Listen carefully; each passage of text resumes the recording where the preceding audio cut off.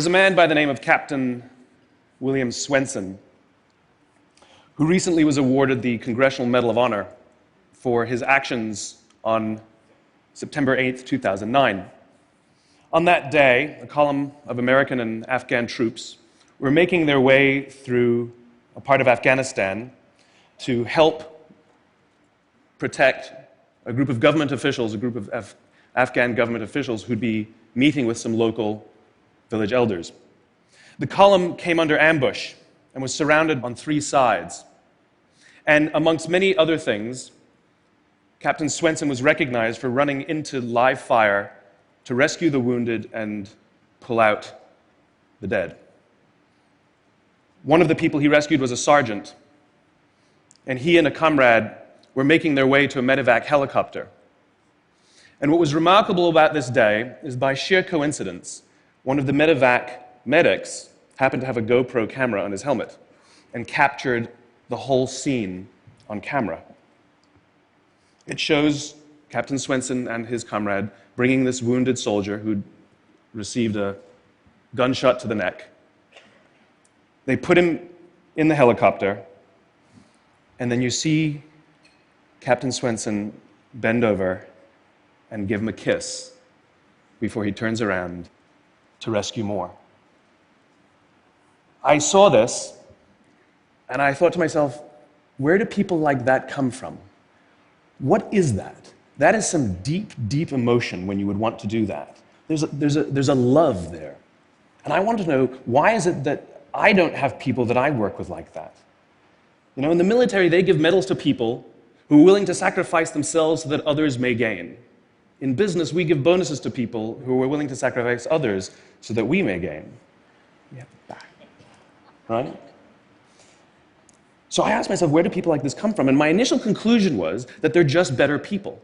That's why they're attracted to the military. These better people are attracted to this concept of service. But that's completely wrong. What I learned is that it's the environment. And if you get the environment right, every single one of us has the capacity to do these remarkable things, and more importantly, others have that capacity too. I've had the great honor of getting to meet some of these who we would call heroes, who've put themselves and put their lives at risk to save others. And I asked them, why would you do it? Why did you do it? And they all say the same thing, because they would have done it for me. It's this deep sense of trust and cooperation. So trust and cooperation are really important here. The problem with concepts of trust and cooperation is that they are feelings, they're not instructions. I can't simply say to you, trust me, and you will. I can't simply instruct two people to cooperate, and they will. It's not how it works. It's a feeling. So where does that feeling come from? If you go back 50,000 years to the Paleolithic era, to the early days of Homo sapien, what we find is that the world was filled with danger. All of these forces working very, very hard to kill us. Nothing personal. Whether it was the weather, lack of resources, maybe a saber-toothed tiger, all of these things working to reduce our lifespan. And so we evolved into social animals, where we lived together and worked together in what I call a circle of safety, inside the tribe, where we felt like we belong. And when we felt safe amongst our own, the natural reaction was trust and cooperation. There are inherent benefits to this. It means I can fall asleep at night and trust that someone from within my tribe will watch for danger. If we don't trust each other, if I don't trust you, that means you won't watch for danger. Bad system of survival. The modern day is exactly the same thing. The world is filled with danger, things that are trying to frustrate our lives or reduce our success, reduce our opportunity for success. It could be the ups and downs of an economy, the uncertainty of the stock market. It could be a new technology that renders your business model obsolete overnight. Or it could be your competition that is sometimes trying to kill you. It's sometimes trying to put you out of business, but at the very minimum is working hard to frustrate your growth and steal your business from you. We have no control over these forces. These are a constant, and they're not going away. The only variable are the conditions inside the organization. And that's where leadership matters, because it's the leader that sets the tone. When a leader makes the choice to put the safety and lives of the people inside the organization first, to sacrifice their comforts and sacrifice the tangible results so that the people remain and feel safe and feel like they belong, remarkable things happen. I was flying on a trip, and I was witness to an incident where a passenger attempted to board before their number was called. And I watched the gate agent treat this man like he had broken the law, like a criminal. He was yelled at for attempting to board one group too soon. So I said something. I said, why do you have to treat us like cattle? Why can't you treat us like human beings? And this is exactly what she said to me. She said, "Sir, if I don't follow the rules, I could get in trouble or lose my job." All she was telling me is that she doesn't feel safe. All she was telling me is that she doesn't trust her leaders. The reason we like flying Southwest Airlines is not because they necessarily hire better people, it's because they don't fear their leaders. You see, if the conditions are wrong, we're forced to expend our own time and energy to protect ourselves from each other. And that inherently weakens the organization. When we feel safe inside the organization, we will naturally combine our talents and our strengths and work tirelessly to face the dangers outside and seize the opportunities. The closest analogy I can give to what a great leader is, it's like being a parent. If you think about what being a great parent is, what do you want? What makes a great parent? We want to give our child opportunities, education, discipline them when necessary, all so that they can grow up and achieve more than we could for ourselves.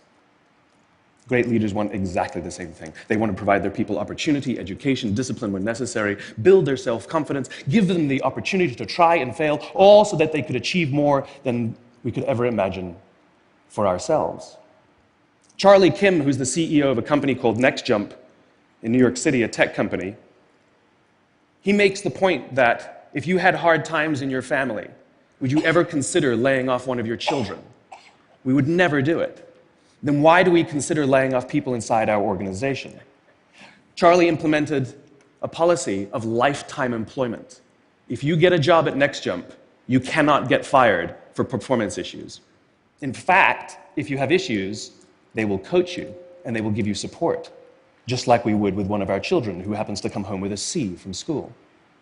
It's the complete opposite. This is the reason so many people have such a visceral hatred, sort of anger at some of these banking CEOs with their disproportionate salaries and bonus structures. It's not the numbers. It's that they have violated the very definition of leadership. They have violated this deep-seated social contract. We know that they allowed their people to be sacrificed so that they could protect their own interests. Or worse, they sacrificed their people to protect their own interests. This is what so offends us, not the numbers. Would anybody be offended if we gave a $150 million bonus to Gandhi? How about a $250 million bonus to Mother Teresa? Do we have an issue with that? None at all. None at all. Great leaders would never sacrifice the people to save the numbers. They would sooner sacrifice the numbers to save the people. Bob Chapman, who runs a large manufacturing company in the Midwest called Barry Waymiller, in 2008, he was hit very hard by the recession, and they lost 30% of their orders overnight. Now, in a large manufacturing company, this is a big deal, and they could no longer afford their labor pool. They needed to save $10 million. So, like so many companies today, the board got together and discussed layoffs. And Bob refused. You see, Bob doesn't believe in head counts. Bob believes in heart counts. And it's much more difficult to simply reduce the heart count. And so they came up with a furlough program. Every employee, from secretary to CEO, was required to take 4 weeks of unpaid vacation. They could take it any time they wanted, and they did not have to take it consecutively. But it was how Bob announced the program that mattered so much. He said, "It's better that we should all suffer a little than any of us should have to suffer a lot." And morale went up. They saved $20 million. And most importantly, as would be expected, when the people feel safe and protected by the leadership in the organization, the natural reaction is to trust and cooperate. And quite spontaneously, nobody expected, people started trading with each other. Those who could afford it more would trade with those who could afford it less. People would take 5 weeks so that somebody else only had to take 3. Leadership is a choice. It is not a rank. I know many people at the senior-most levels of organizations who are absolutely not leaders. They are authorities, and we do what they say because they have authority over us, but we would not follow them. And I know many people who are at the bottoms of organizations who have no authority, and they are absolutely leaders. And this is because they have chosen to look after the person to the left of them, and they have chosen to look after the person to the right of them. This is what a leader is. I heard a story of some Marines who were out in theater, and as is the Marine custom, the officer ate last, and he let his men eat first. And when they were done, there was no food left for him. And when they went back out in the field, his men brought him some of their food so that he may eat. Because that's what happens. We call them leaders because they go first. We call them leaders because they take the risk before anybody else does. We call them leaders because they will choose to sacrifice so that their people may be safe and protected, and so their people may gain. And when we do, the natural response is that our people will sacrifice for us. They will give us their blood and sweat and tears to see that their leader's vision comes to life. And when we ask them, why would you do that? Why would you give your blood and sweat and tears for that person? They all say the same thing. Because they would have done it for me. And isn't that the organization we would all like to work in? Thank you very much. Thank you.